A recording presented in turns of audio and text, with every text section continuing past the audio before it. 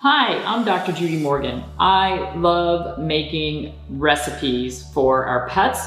This is Dr. Carrie Smith. She's also a holistic veterinarian. This recipe is a liver support recipe for cats. Now, how often do you see cats with elevated liver enzymes and liver problems in practice? Yeah, I mean, it can happen definitely quite often for various reasons. And I think a lot of it is diet related. They're eating the wrong things, so that can definitely contribute. They have the same problems that our dogs do as far as if there's aflatoxins in their food or something that would affect the liver. So we can feed homemade diets to offer that support that they might need. So for instance, I think of liver problems in kitties, liver blood deficiency. They've got that dry coat with the little flakies and it's kind of clumpy. Yeah, their tongue is pale and dry. Exactly. We see that a lot in the obese cats. So that would be a good time to support the liver to help them make liver blood. And liver blood is made from foods that are rich, bright red foods, like treats like. So liver, heart, going to be really good for that sort of thing. Also spirulina, dark leafy greens or dark green foods are really good. And spirulina is a really good detox for the liver. The other thing that we see, not as much in cats as in dogs, but I have seen it, for those wood personalities, they get liver cheese stagnation. Those are those angry cats. Yeah, we see those in practice that are just like, you're not touching me. I don't want anything to do with you. Yeah. And so they're going to lash out and they're pretty bitey and scratchy. Yes. So liver cheese stagnation, things like gizzard, very, very good chi tonic. So we've got turkey gizzard. We also have turkey muscle meat as our main protein here. This diet is balanced. A lot of the things that you see over here are to get that balance. So for instance, turmeric is a source of manganese, which is one of our trace minerals that we need. Oysters are a source of zinc that we need. We've got nutritional yeast for B vitamins. We have a bone meal powder for our calcium phosphorus balance. We've got cod liver oil, which is going to give us vitamin A, vitamin D. There's a little bit of kelp, which is going to give us our iodine. We've also got some carrots. These are dried carrots, so we don't need very much. They'll poof back up.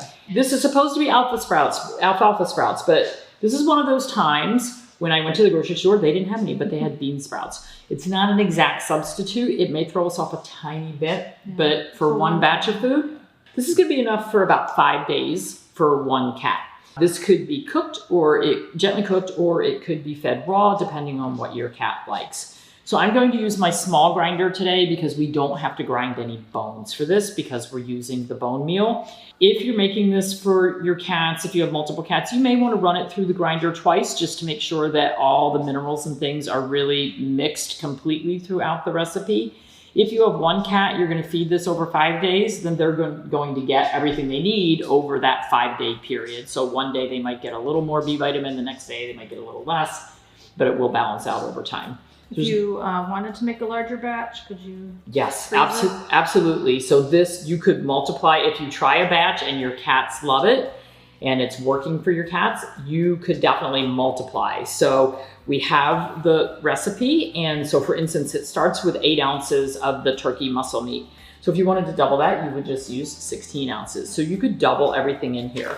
And as far as nutritional value on this, that is something that people ask all the time. So this provides about 39 calories per ounce as fed. It has 18% protein, 6.5% fat, 70% moisture, and only a little under 1.5% fiber. We do need some fiber for gut health. So that's our prebiotics. So our carrots are going to help with that. Our sprouts are going to help with that. This is balanced to be fed for your cat. This could be fed to any cat. That doesn't have to be a cat with a liver problem. So if your cats like this recipe and you have healthy, happy cats, and you have one cat that maybe needs some liver support, you could feed this to all of them.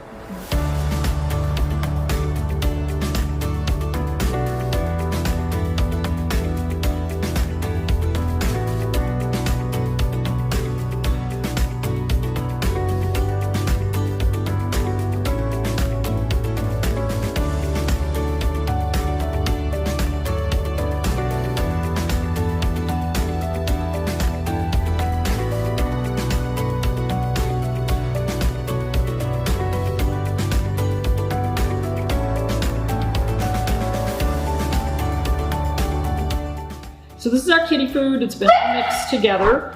And like I said, this could be fed raw or this could be fed raw or this could be gently cooked. And by gently cooked, we usually use a fairly low oven, 300 to 325. There's not a ton of this in this batch, so I wouldn't be cooking it very long, 15-20 minutes probably. If you are trying to transition your cat from a kibble diet to a homemade or a raw diet, remember you cannot starve your cat into it. They literally will starve to death and develop fatty liver syndrome. You need to transition your cats over a period of time and make sure that they are going to accept the new diet. So add little bits to their food, see how they adapt to it. Some of them will love it and they'll dive right in. Others, it may be a bit of a process. Yeah, it can take some time for some. There you go.